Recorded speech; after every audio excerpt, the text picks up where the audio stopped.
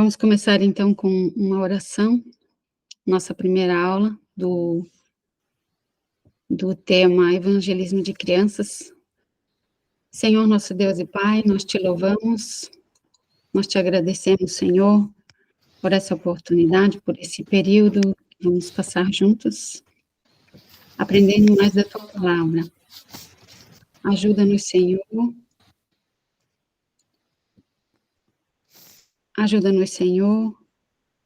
a aprender mais de ti, a guardar a tua palavra no nosso coração, para que possamos fazer com mais fidelidade, com mais alegria, com mais seriedade, com mais santidade a tua obra na terra. Fica conosco, Senhor, nesse momento, nos ajuda a guardar a tua palavra em nosso coração também para não pecarmos contra ti. Alinha-nos com a tua santidade, é o que te pedimos, em nome de Jesus. Amém. Bom, pessoal, a gente vai então para esse primeiro período da nossa aula de hoje. A gente vai falar sobre a alfabetização. Não seria uma alfabetização no português específico, né, na matéria do português, mas um aperfeiçoamento no serviço do reino. Isso a gente vai abordar no primeiro período. No segundo período, a gente vai falar sobre prevenção ao abuso infantil.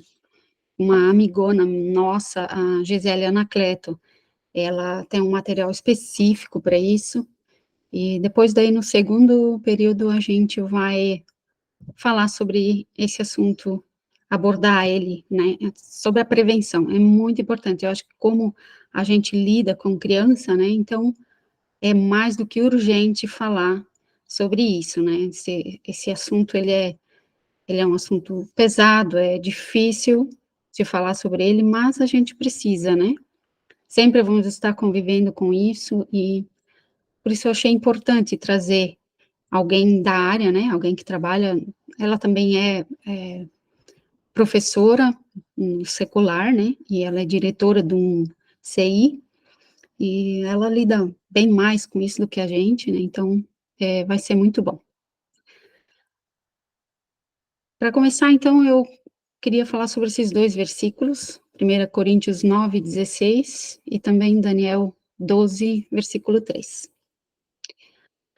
Paulo fala em 1 Coríntios 9:16, pois se anuncio o evangelho, não tenho de que me gloriar, porque me é imposta essa obrigação, e ai de mim se não anunciar o evangelho. Então, o evangelho, ele precisa ser anunciado, ele não é uma escolha nossa, ele é imposto por Deus para que a gente pregue a tempo e fora de tempo. Precisamos sim pregar o evangelho.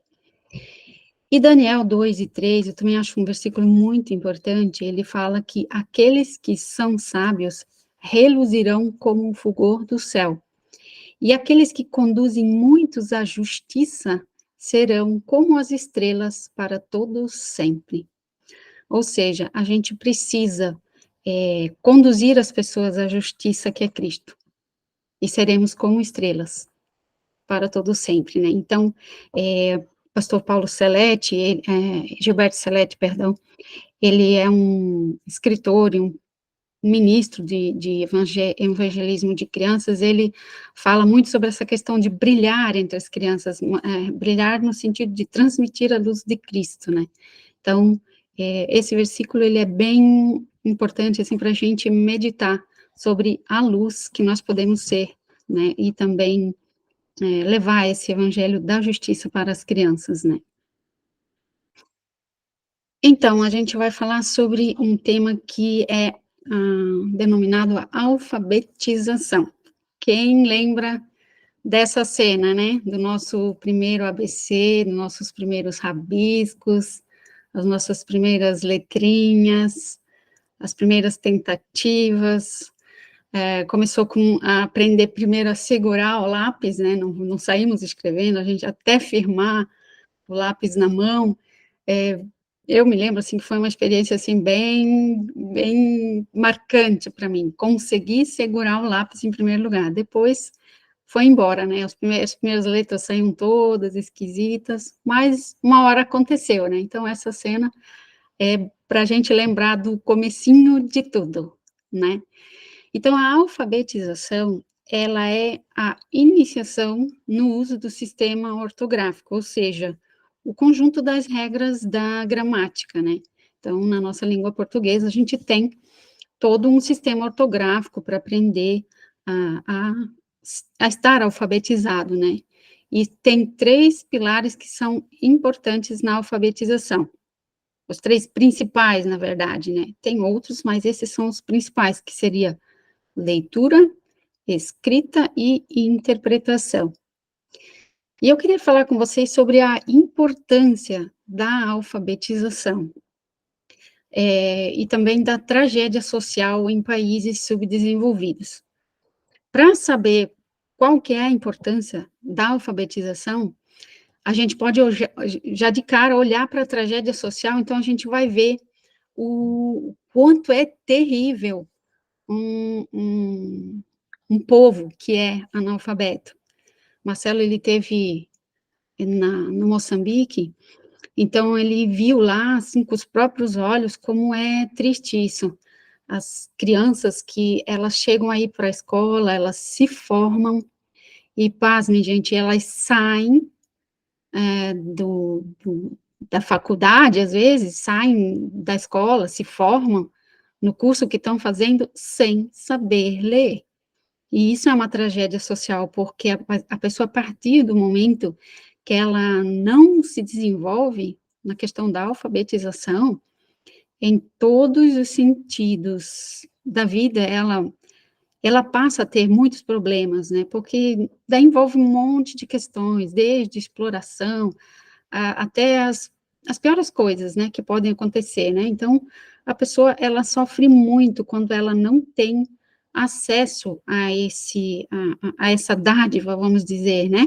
Então, quem consegue estar alfabetizado, ter esse período na sua vida em que aprendeu, em que teve esse aprendizado, ela já tem um pouquinho mais de facilidade, ela tem, condições melhores, né. Então, a tragédia de países subdesenvolvidos, a maior tragédia desses países é o analfabetismo. Eu não sei se vocês acompanham tem um youtuber famoso agora, José Lino, ele até teve no Brasil, teve até em Belém também, ele passou de sul a norte no país, visitando o Brasil, e eu acompanho ele, assim, de vez em quando no canal dele. Ele é um menino fantástico, ele é cristão, e ele fala muito, assim, nos vídeos dele, ele procura sempre incentivar muito a alfabetização. Ele, opa, tinha gente querendo entrar, não percebi, o Marcelo que clicou aqui, perdão, pessoal.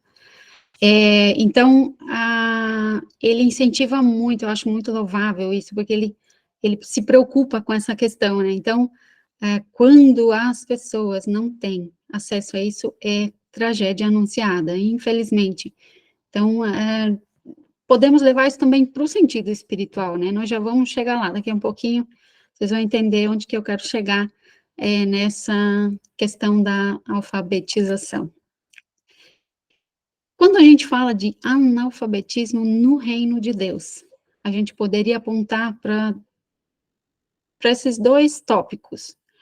Ou a pessoa, ela não está habilitada a trabalhar no reino de Deus, ou ela está em estado de nova fé, ou porque ela realmente é relaxada, que a gente chama de neófito, é uma pessoa nova na fé.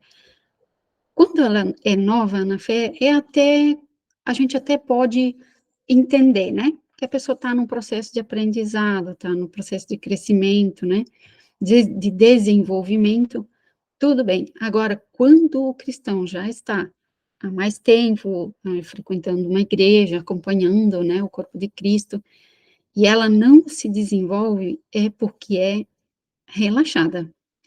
E a Bíblia diz que, ai de quem faz a obra do Senhor relaxadamente. Ai, Deus não existe um ai proferido, e o ai de Deus, gente, eu vejo o ai de Deus, ele tem um peso muito grande. tá? Então a gente precisa, prestar atenção nessas coisas, né. Para fazer obra de Deus, a gente precisa tentar fazer da melhor forma que a gente puder. Boa noite para quem está chegando ainda, sejam bem-vindos. Então vamos lembrar como foi que a gente aprendeu a ler e escrever, o nosso aprendizado, né. A primeira coisa que aconteceu, a gente aprendeu a ouvir, né. Tem um jovem brasileiro, americano, ele está no Brasil, o nome dele é David alguma coisa, eu não lembro agora o nome dele completo. Deus, mandou ele vir para o Brasil, ele aprendeu primeiro português lá, é claro, e Deus mandou ele vir para o Brasil para ensinar os brasileiros a falar inglês, porque ele viu que Deus tem um propósito, um projeto com os brasileiros para evangelizar o mundo. Só que ele viu, assim, que os brasileiros saíam do Brasil só para morar fora. E ele viu que é Deus mostrando para ele, claro, é urgente que os brasileiros aprendam o inglês. Então, nos poucos vídeos que eu vi sobre ele falando sobre a questão do aprendizado no inglês, e ele disse: "Gente, para você aprender uma outra língua, tem que ser como um bebê. Um bebê, ele aprende primeiro a ouvir, para depois passar a ser alfabetizado. Então, no caso, a gente pode atribuir isso também na nossa lida, no nosso aprendizado com Deus, no nosso aprendizado de fé, né. A gente primeiro aprende ouvindo a Deus. Deus, ele também é pedagógico. Às vezes a gente não presta atenção, mas Deus é pedagógico, porque no começo ele sempre falava com o povo, e ele falava com o povo dele dizendo: "Ouvi, ouçam, povo meu". Depois, mais tarde, é que ele foi para a escrita, mandando Moisés escrever. Então, a questão aqui é, a gente precisa ser bons ouvintes para depois aprender a sequência da alfabetização. O segundo passo, é claro, a gente vai começando a escrever as vogais, eu botei aquele desenho ali de propósito para vocês verem que primeiro a gente começou com o A, I, O, U, pontilhadinho, fomos treinando, depois foi para as consoantes, foi para os numerais, a gente foi um tempo, né. Depois a gente foi formando sílabas, depois a gente já chegou nas palavras, e tudo isso a gente precisou praticar bastante, para a gente poder conseguir escrever direito, para hoje nós termos uma letra, uns nem tão boa, né, mas a gente tenta dar o melhor da gente, né, quando a gente está escrevendo, dar o melhor da gente e escrever da melhor forma possível. Então, assim que se dá a alfabetização, ela tem etapas para ela ter sucesso, né, então, começa na audição para então chegar, no formar as palavras, né, escrever e estar bem aprimorado na aprendizagem. Eu coloquei aqui uma figura, pessoal, para vocês, observarem. O que que vocês estão vendo ali? Eu gostaria que quiserem abrir o microfone ou comentar algo sobre a figura que vocês estão vendo ali. Eu queria a participação de vocês. Ou quiserem escrever. O que que vocês estão vendo aí? Ninguém?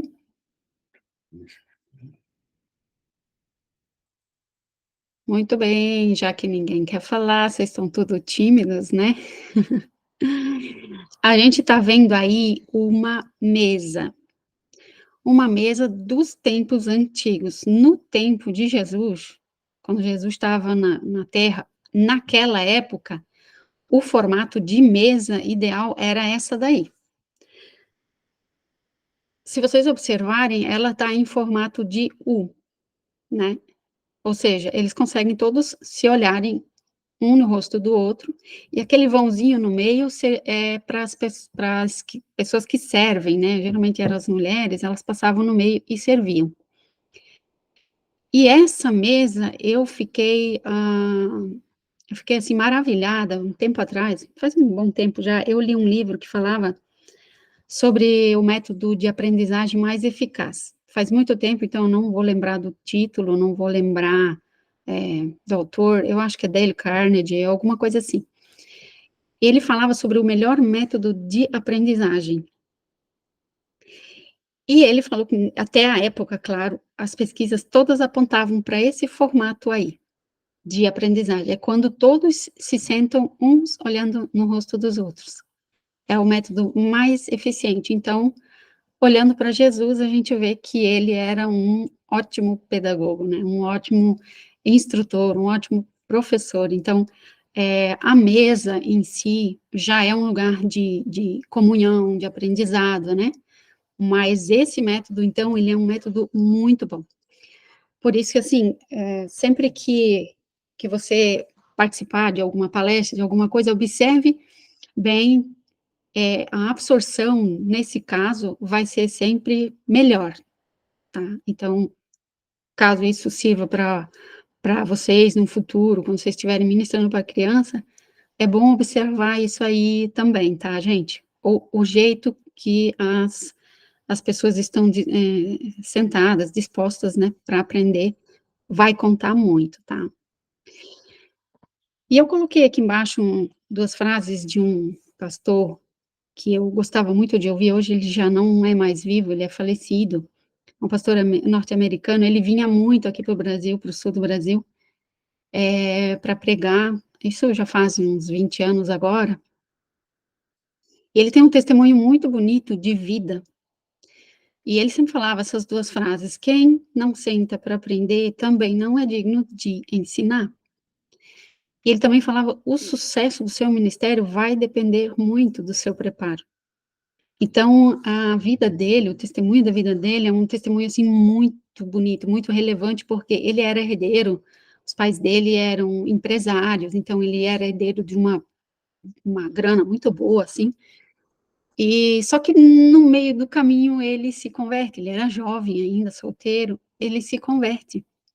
E ele sentiu o peso do chamado, e ele viu que ele não queria mais, assim, que a vida financeira e a vida daqui dessa terra tivesse prioridade.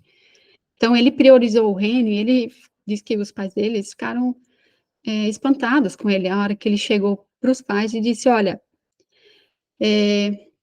eu quero me preparar, para o ministério, eu quero que vocês me banquem, me paguem no seminário, eu não quero tocar essa empresa, eu não quero ficar preso aqui".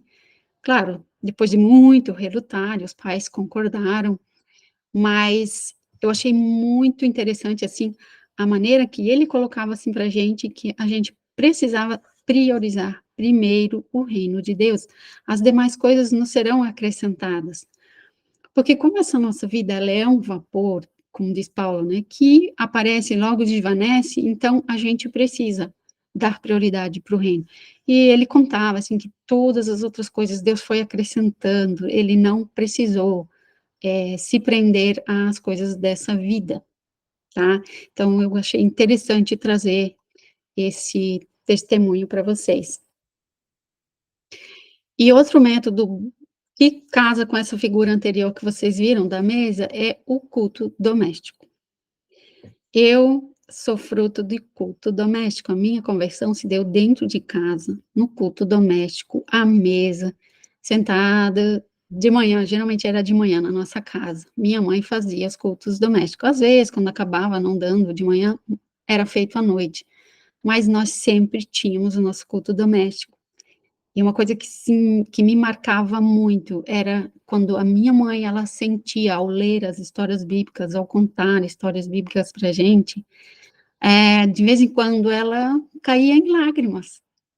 Eu tenho que até cuidar para não me emocionar, assim, quando eu lembro, assim, de tão tanto que ela sentia a presença de Deus ali ministrando pra gente. Parece uma coisa tão simples, gente, mas é muito importante, principalmente uma casa que tem filhos, que tem crianças. O culto doméstico, ele tem um resultado incrível, é maravilhoso, assim, as maiores experiências espirituais, que eu tenho, que eu lembro da minha infância, eram no culto doméstico. Então, eu imagino, assim, que se Jesus estivesse aqui hoje em carne, a Bíblia não conta esses detalhes, mas eu imagino que tinha, sim, culto em casa, sabe? Eu imagino assim, que porque dentro de casa é um ambiente propício para a gente viver a espiritualidade e viver de perto a presença de Jesus, a presença de Deus, né? E as conversões, elas deveriam começar dentro de casa, né? Deveriam.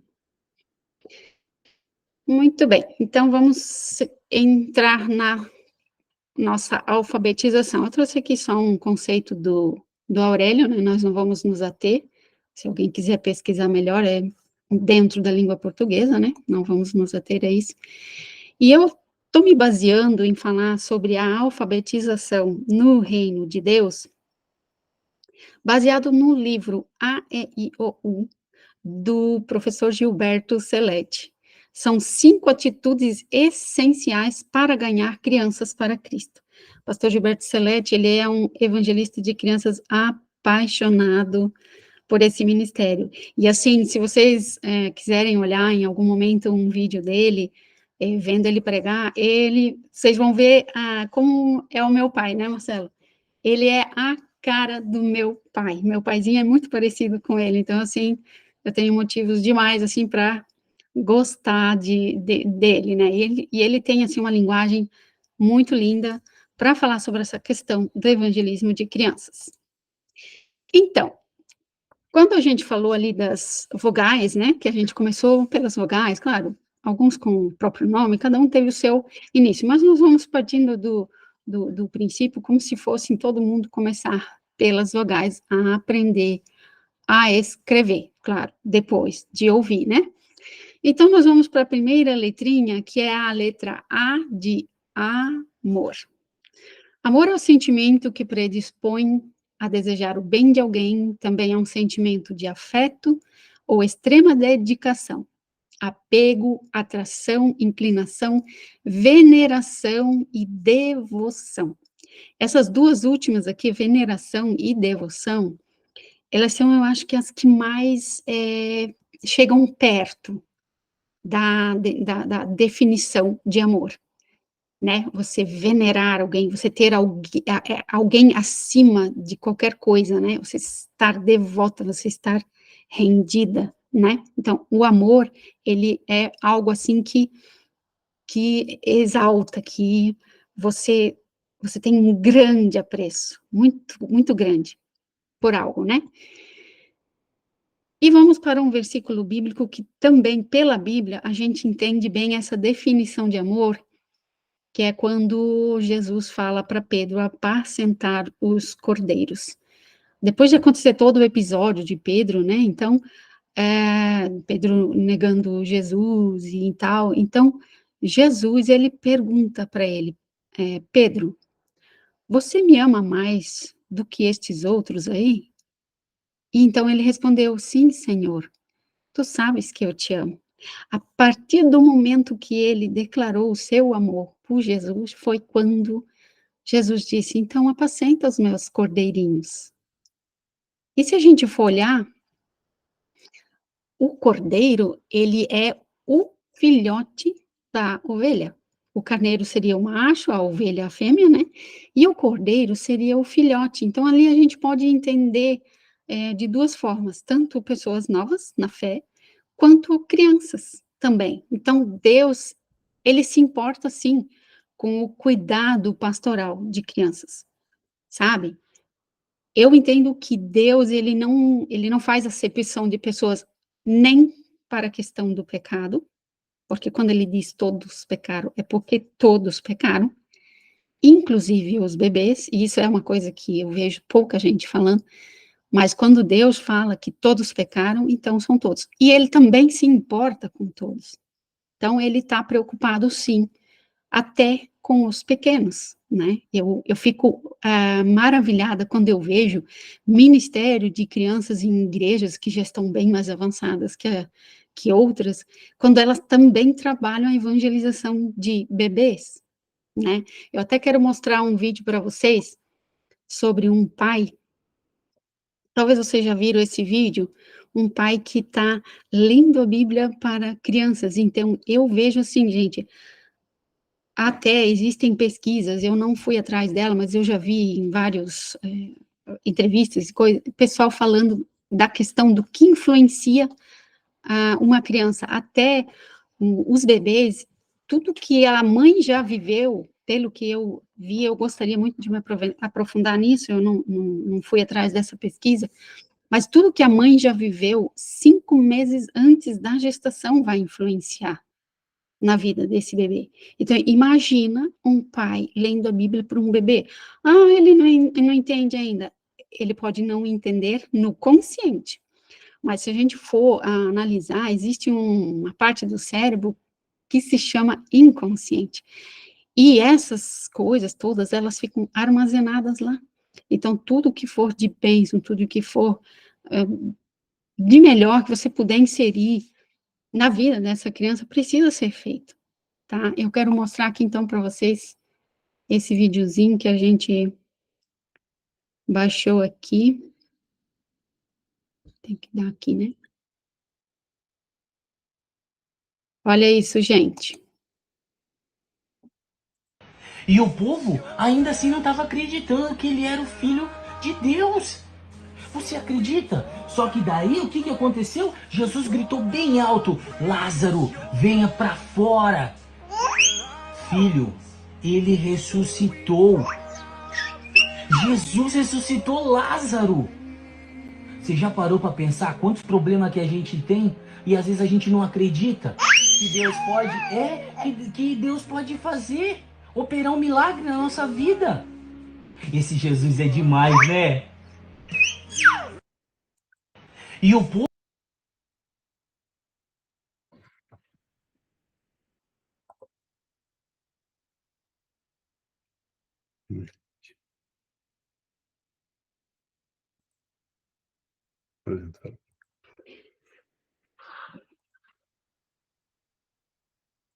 Então, pessoal, esse videozinho aí eu queria mostrar para vocês. Eu estou muito adiantada aqui. Esse videozinho eu queria mostrar para vocês verem o quanto é importante. Eu fico imaginando, assim, a atmosfera espiritual que isso está gerando em volta dessa criança, quando o pai faz isso, né?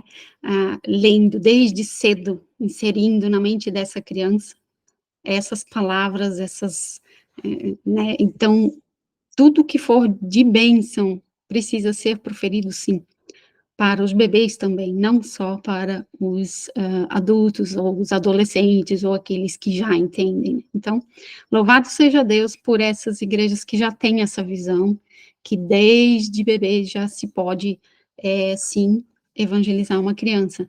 Até a APEC, que é o que rege hoje, que está mais à frente na questão do evangelismo de criança aqui no Brasil, que é uma associação de evangelismo de crianças, eles já não falam mais só da janela 414, que seria a janela onde as pessoas mais aceitam a Cristo, eles já inseriram o 014, então eles já estão avançando nesses dados, né? Então, o versículo do 2 Coríntios 5, 14 e 15, esses dois versículos, eles são muito, combinam muito com esse nosso tema, porque o amor de Cristo, ele nos constrange, julgando nós isto, que se um morreu por todos, logo todos morreram.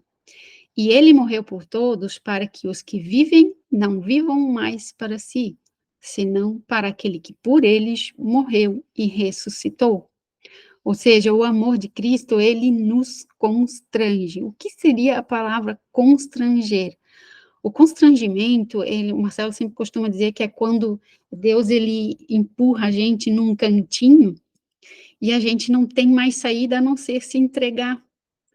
Então, é mais ou menos isso. O amor de Deus, ele é tão convincente que quando a gente se dá conta, a gente não consegue, se a gente estiver realmente vivendo apaixonadamente por Cristo, por mais que a gente tente, a gente não consegue dizer não para Cristo. Então, quando a gente está na situação que nem Pedro estava ali, a partir do momento que há o compartilhamento do amor nosso com Cristo, aceitando esse amor dele, a gente já não consegue mais fugir, né, dar aquela escapadinha, por mais que a gente tente, mas a gente não consegue, por quê? A gente acaba decidindo morrer para nós mesmos, para os nossos desejos, para as nossas prioridades, e a gente acaba se entregando, né, para esse amor pelo próximo, pelos outros, pelas almas, pelos perdidos, né? Os anjos gostariam de fazer o que nós fazemos, mas a nós foi dada essa honra de podermos compartilhar o amor de Deus com as pessoas, e neste caso, estamos falando especificamente dos cordeiros, que são os pequenos, né? A gente pode interpretar assim. E falando de amor, tem essa passagem de Deuteronômio 6, de 4 a 9, que fala: ouve Israel, o Senhor nosso Deus é o único Senhor. Amarás, pois, o Senhor teu Deus de todo o teu coração, e de toda a tua alma, e de todas as tuas forças. E estas palavras que hoje te ordeno estarão no teu coração, e as ensinarás a teus filhos, e delas falarás assentado em tua casa, andando pelo caminho, deitando-te e levantando-te. Também as atarás por sinal na tua mão, e te serão por frontais entre os teus olhos, e as escreverás nos umbrais de tua casa e nas tuas portas. Quando a gente olha para a questão do ensino, que a Bíblia fala aqui no versículo 7, em outra versão fala inculcar, ensinar, no sentido de inculcar. Inculcar tem uma definição bonita aqui, que uma parte dela que fala infundir no ânimo, ou seja, colocar dentro da cabeça, dentro da mente, para a pessoa não esquecer mais. Isso é nesse sentido que esse ensinar aos filhos, ensinar às crianças, deve se referir. E aqui no judaísmo tem os exemplos do que eles fizeram. Claro, hoje a gente vê que eles usam mais isso como um ritual, né? Mas eles usam como símbolo para eles não esquecer de inculcar isso na cabeça das crianças. Então, aqui os meninos estão com os tefilins, né, os filactérios, e dentro dessa caixinha que vocês podem ver que está na testa deles, não sei se vocês conseguem ver bem, porque o celular é um pouquinho pequeno, mas depois, nos slides, se alguém quiser, pode abrir a figura, eu posso mandar também. Vocês já devem ter visto em outros lugares também esses filactérios, né? É um costume judaico que os meninos, os rapazes, eles usam para aprender a palavra de Deus. Então, eles inculcam, eles usam isso como um símbolo de inculcar na mente, inculcar na sua fronte. E também a figura do lado direito, que é o mezuzá, é como se fosse um enfeitezinho, um pergaminhozinho, né? E dentro tem esse texto que eu li para vocês, ele fica ali guardado. Então, as pessoas, quando entram e saem da casa, elas tocam nessa mezuzá, para, assim como lembrança, quero lembrar, não me deixe eu esquecer da tua palavra, Senhor. É nesse sentido, é por isso que eles usam esse mezuzá. No judaísmo, então, são dois itens que ajudam eles a inculcar a palavra na mente das pessoas.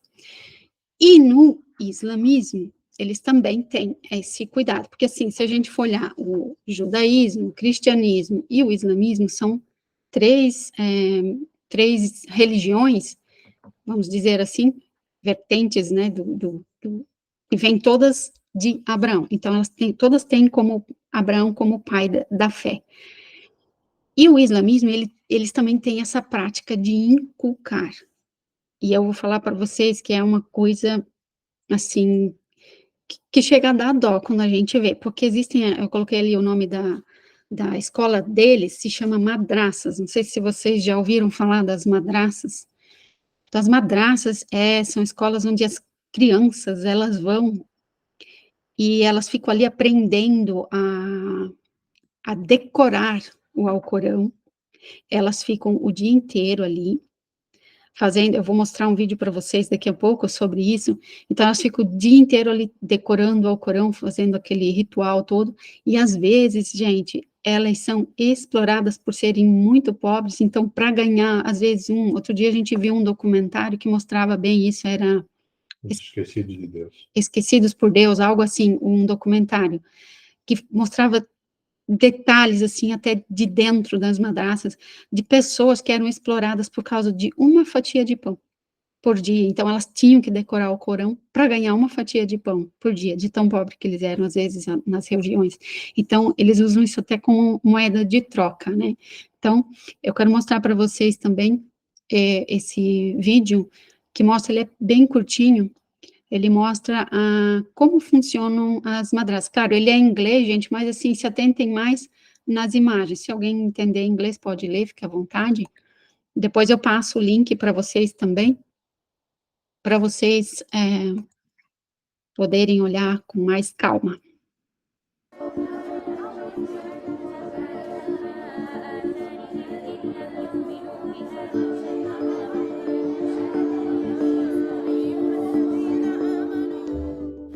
دکتر شدن و خیلی کمک کردن نمیتونه بخاطر که بخاطر او از طریق مکتب پیش میره، مکتب های متاسفانه بسته است، ولی باز هم مدرسه هم خوب است بخاطر بالا رفتن سطح علم دینی ما خوب است و این هم یک جایگزین بسیار خوب است بخاطر بالا بردن ظرفیت خود ما و دانش ما.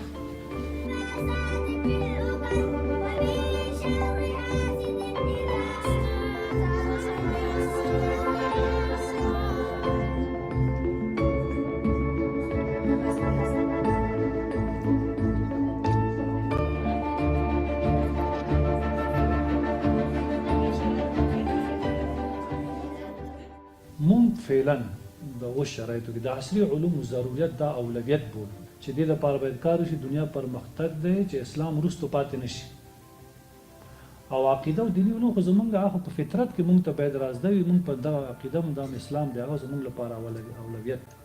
په اوس شرایطو کې د عصري علومو پرېښودل دا د ملت سره جفا ده. داسې امکان نه دی چې ملت په مخته لاړ شي بې د دې نه چې هغه تحصیل د عصري علومو.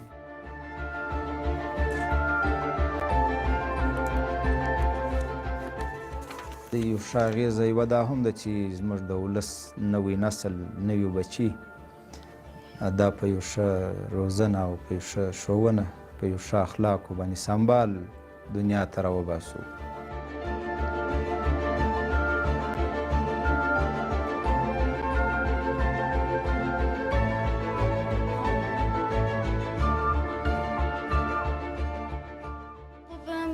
زمانی که شب میشه یا روز میشه همیشه به خود خیال بافی می داشته باشم، همیشه به خود امیدواری می داشته باشم که شاید یک روز مکتب باز شود، شاید درسای مریضی هم که پیشتر بره، شاید داناییم بیشتر شود، ولی هیچ وقت امیدم از دست نمیدم. همیشه وقت امید دارم، شاید نتونم از طریق مکتب، ولی شاید از طریق مدرسه، شاید از طریق کورس ها، شاید از طریق همچنان امی تلفن ها است که بر ما کمک میکنه، اینترنت بر ما کمک میکنه درس بخوانم.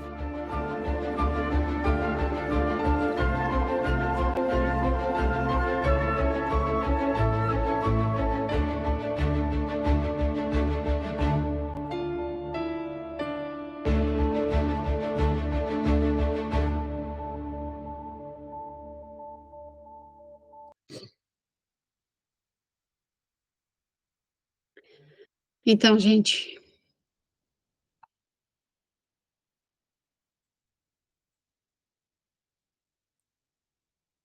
gente, essa é a realidade. Esse vídeo ainda é mais leve, né? Mais light. Mas tem outros vídeos que são um pouquinho mais pesados, né? Na questão do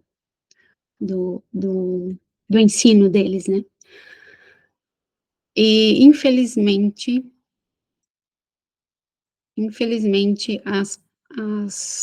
as crianças que estão lá, elas são muito exploradas. Eu vi outros vídeos assim que eu achei por bem não trazer para vocês. Então, se vocês, assim, no inglês ali, elas falando alguma coisa, a gente entende, Até as mulheres tiveram que aderir a essas escolas de madraças, depois que o Talibã tomou o poder ali, porque esse vídeo é mais no Afeganistão ali que fala, né? Elas tiveram que desistir dos estudos e aderir à madraça. Claro, elas sabem que nunca vão se tornar, por exemplo, uma ali fala que nunca vai se tornar uma doutora estudando na madraça, mas, tipo, é o que tem, entende? É o que tem, é o que eles podem dentro da nova lei. Então, é uma questão de estarem explorando as pessoas também nesse sentido. Deixa eu ver, acho que eu me adiantei aqui. Então, nas madraças, eles também usam inculcar, né, na mente das crianças o ensino que eles querem propor. E nós, no cristianismo, nós fazemos o quê? Para inculcar na mente das pessoas, na mente das nossas crianças, a lei de um Deus criador, de um Deus todo-poderoso, de um Deus perfeito, de um Deus que amou o mundo, que vai salvar aquele que buscar essa salvação, aquele que aceitar essa salvação, Deus vai salvar. Então, o que nós, cristãos, estamos fazendo? De que forma nós estamos abordando? Porque assim, ó, gente, eles começam cedo, eles não deixam para muito tarde, não. E esses dias eu estava vendo uma ministração do pastor Jader Borges, ele também é um evangelista de crianças, e ele falou uma coisa assim que eu me assustei. Ele disse, o abandono da fé cristã, o maior número de abandono, hoje está acontecendo entre os 9 e 13 anos. É onde mais as pessoas estão abandonando a fé cristã. Isso é um número, assim, que é apavorante. A gente precisa se preocupar, porque há muito tempo atrás, isso só se dava, assim, dos 18 anos, 16 anos para frente, agora já começa aos 9, entre 9 e 13, então, é um número alarmante, é de a gente começar a se preocupar e fazer alguma coisa. E vamos para a letrinha E, que é de esperança. A letra E, ela fala de confiança em conseguir o que se desejar. Tá entrando aqui a Kika, eu acho que eu vou deixar ela entrar já. A Kika que vai dar aula no segundo período, eu deixei ela entrar já. Então, a esperança, ela é a confiança em conseguir o que se deseja, um sentimento de crença no desenlace favorável de certa situação, é um otimismo. Uma pessoa, entidade ou coisa em quem se deposita a expectativa de soluções ou de efeitos positivos. Então, nós devemos olhar para o futuro das crianças a quem ministramos com a esperança de que elas não serão escravas de Satanás. Quando nós evangelizarmos uma criança, quando nós orarmos por ela, quando nós estivermos inculcando a palavra de Deus na mente das crianças, nós temos que olhar para elas com esperança, olhando para elas como um futuro missionário, como um futuro pregador, como alguém que vai estar se desenvolvendo na tarefa do evangelismo também. Então, nós temos que olhar com esse olhar, com um olhar de esperança. No futuro, nós vamos ver os frutos da nossa semeadura. O semeador, ele sai para semear, mas a gente vai no futuro, talvez não nessa terra, mas na eternidade, nós vamos ver que nada do que nós fizemos foi em vão. Ninguém semeia se não tiver esperança na colheita. Se a gente for jogar uma semente que a gente acha que não vai crescer, a gente nem perde o tempo, né? A gente nem vai preparar aquela terra, a gente não vai fazer nada. Então, Salmo 78:7, ele fala assim, para que pusesse em Deus a sua esperança, e não se esquecessem das obras de Deus, mas guardassem os seus mandamentos. Então, a gente tem esperança, ela está aliada com a fé, a gente acredita, a gente tem esperança porque a gente acredita nas promessas de Deus, nas obras de Deus, naquilo que Deus já fez, tá certo?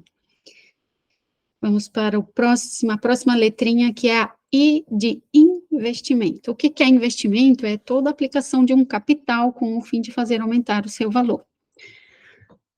Êxodo 2:9 nos diz, então lhe disse a filha de Faraó, leva este menino, cria-o e eu te darei teu salário. E a mulher tomou o menino e criou-o, ou seja, houve um investimento. A filha de Faraó, ela investiu, né? Ela não mediu esforços para que aquele menino fosse bem criado. Então, a gente se faz a pergunta: quanto custa formar uma criança? Existe um custo por trás. Podemos olhar o exemplo das madraças, das escolas de muçulmanos que eu falei para vocês agora.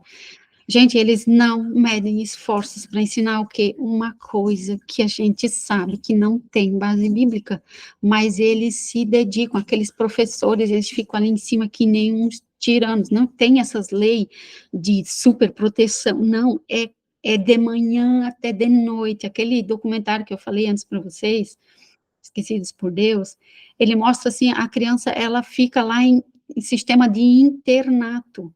Elas acordam de madrugada, se não me engano, 4:30 da manhã, e vão até não sei que horas da noite. Elas ficam ali recitando e balançando aquela cabeça e falam em voz alta e ficam decorando aquele mantra ali. E a gente sabe que não é isso. Isso não é vida livre, isso é uma vida de escravidão. Mas eles investem.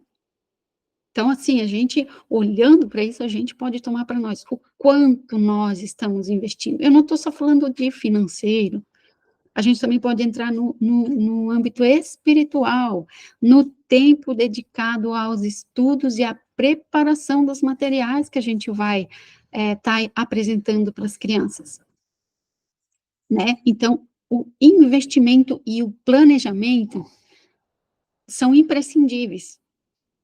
Boas salas, bom material didático, um bom treinamento para os professores, a gente precisa, sim, dessa palavrinha, investimento. Ela não pode faltar na alfabetização, para podermos melhor desenvolver o nosso trabalho no reino de Deus. A próxima letrinha é a oração. É a invocação de Deus ou dos santos, prece, reza, meditação, que inclui prece e contemplação, ou seja, um discurso. Isso é um dicionário aí que eu achei para trazer uma definiçãozinha só para vocês. O dicionário chama Meu Dicionário. O versículo de Lamentações 2:19 é um versículo que me chama muita atenção quando fala de oração. Quando eu leio esse versículo, eu me lembro de Charles Spurgeon, um grande evangelista de crianças. Levanta-te, clama de noite no princípio das vigílias, derrama o teu coração como água perante o Senhor. Levanta a ele as tuas mãos pela vida de teus filhinhos, que desfalecem de fome à entrada de todas as ruas. Ou seja, quando a gente vê uma pessoa que não tem Jesus, a gente pode olhar para elas como pessoas que estão desfalecendo de fome. Porque imagina, a oração, ela é o alimento diário de um cristão, acompanhado, claro, da leitura da palavra. Nós precisamos ter o nosso devocional diário. Então, nós precisamos, sim, sentir esse desespero, sentir essa fome das pessoas, né? E esta nos levar a buscar mais o Senhor em oração, estarmos em diálogo com Ele. Agostinho, certa vez, ele disse, é mais importante falar a Deus acerca das crianças do que falar às crianças acerca de Deus. Aqui ele não está dizendo que uma coisa vale mais que a outra, mas ele está falando da importância da oração, que ela vem antes de fazer algo, antes de falar algo a alguém. Primeiro, fale com Deus sobre as crianças, para depois falar de Deus a elas. Muito importante esse pensamento de Agostinho. Certa vez eu vi essa frase, e ela me chama muito a atenção também, uma frase aleatória, mas ela tem uma profundidade muito grande. Ela diz que a oração é a conversa que eu tenho com Deus sobre o que nós vamos fazer juntos. Não é lindo isso? Eu e Deus batendo um papo, tipo assim, e aí Deus, vamos ou não vamos? E aí quando Deus disser não, a gente também não deve ficar zangado e chateado. Hoje eu estava ouvindo uma ministração do pastor Hernani Santos, ele é aqui de pertinho, da cidade de Garuva, uma cidade bem perto da gente aqui, e ele falou assim, Deus sempre responde a oração, nem que seja para dizer não. E daí a gente, nós humanos, né, nós temos a mania de julgar Deus quando ele responde não. Então, quando Deus responde não, a gente acaba dizendo, Deus não respondeu a minha oração. Não, não é que ele não respondeu a sua oração, ele só disse não. Ele te deu uma resposta que você talvez não gostaria de ouvir, mas ele respondeu. Então, essa conversa que eu tenho com Deus é sobre o que nós vamos fazer juntos. E se em algum momento ele disser não, como diz a Sarinha na aula passada, glória a Deus também, né? Porque nem sempre o que nós queremos é o que Deus vê ser bom lá na frente para a gente. Às vezes Deus está vendo, não, se eu der isso para a pessoa, se eu fizer, se eu responder, não vai ser bom. Então, por isso Deus barra, sabe? A gente precisa entender a soberana vontade de Deus e manter sempre essa conversa com Ele sobre o que vamos fazer juntos. E aqui um dado importante sobre quantas vezes no judaísmo eles oram por dia. No judaísmo eles oram 3 vezes ao dia. No islamismo, 5 vezes ao dia, gente. A gente teve no Paquistão, na Índia também tem, mas no Paquistão tem mais muçulmanos. Gente, é 5, na Turquia também agora, 5 vezes por dia é aqueles minaretes, aquelas cornetas no alto das igrejas, cantando aquelas rezas deles, aquilo até, assim, quem é do mundo espirituoso aí, os Krishnas, os espíritos, eles, na mínima, eles julgam isso como uma frequência baixa. Porque se tu ficar ali muito tempo ouvindo aquela música, até te dá como é que se diz? Um mal-estar, assim, sabe? Você fica, é uma música triste, é uma cantoria triste, não, são notas que não combinam, sabe? É uma coisa muito triste, mas eles oram e cantam e fazem aquele chamado para oração 5 vezes por dia. E nós cristãos, falando de oração, quantas vezes por dia nós oramos ao nosso Deus? O Deus criador dos céus e da terra, o Deus que tem todo o domínio, todo o poder está em suas mãos. Quantas vezes nós oramos a esse Deus? Fica aí para nós refletirmos, tá bom? É sempre bom fazermos esta pergunta. A palavra-chave do primeiro período é oração. Já que estamos falando de oração, essa é a palavra-chave. E algumas coisas, alguns tópicos para a gente observar sobre a questão do evangelismo de criança. As crianças, elas sempre são mais sensíveis ao evangelho. Elas entendem muito bem o evangelho. Elas têm um ouvido, parece que mais aguçado para essa verdade, né? E quando a gente é adulto, essa adultização nossa, ela nos gera resistência. A gente acaba tendo muitos porquês. Então, a gente começa a questionar muito, então a gente cria as nossas razões, né? Então, isso tudo gera resistência. E o que eu estava falando antes também sobre a APEC, ela já passa a observar a conversão de crianças de 0 a 14 anos. Eu acho que, por conta daquele vídeo que eu mostrei para vocês antes, que desde o começo a gente já pode inserir o evangelho, sim, na vida de um bebê, né? Então, é muito importante a gente estar olhando já para os bebês também. E nós também temos que observar algo importante sobre a evangelização de crianças para não tornarmos elas apenas crianças igrejadas, mas sim evangelizadas, porque nós podemos transformar em crianças frequentadoras de igreja simplesmente e depois de um certo tempo elas se perdem, né? Mas não, isso não é o nosso foco, nós precisamos evangelizadas a ponto de elas aceitarem Cristo e terem as suas experiências com Deus. Esse é o objetivo do evangelismo de crianças. Tenhamos prioridade para conduzi-las a Cristo. Uma criança ganha, se nós ganhamos uma criança, nós ganhamos uma vida inteira, né? Então, por isso nós devemos ter prioridade para conduzir elas para Cristo. Nós também temos que ter pressa em ganhá-las para Cristo. Não nos demorarmos, não deixarmos para depois. Porque o coração da criança é de quem chegar primeiro. Não me lembro quem que fala essa frase, eu sempre ouvi ela muito. Então, o coração da criança é de quem chegar primeiro.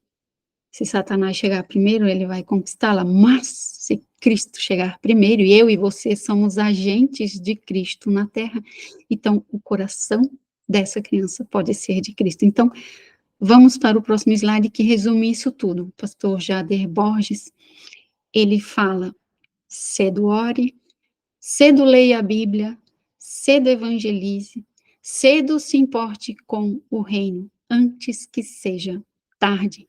Voltemos ao primeiro amor.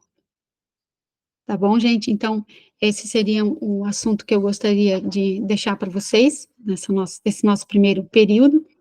Então, lembremos dessas 5 letrinhas, que elas resumem bem os 5 tópicos mais importantes na questão do evangelismo de crianças. Tá certo?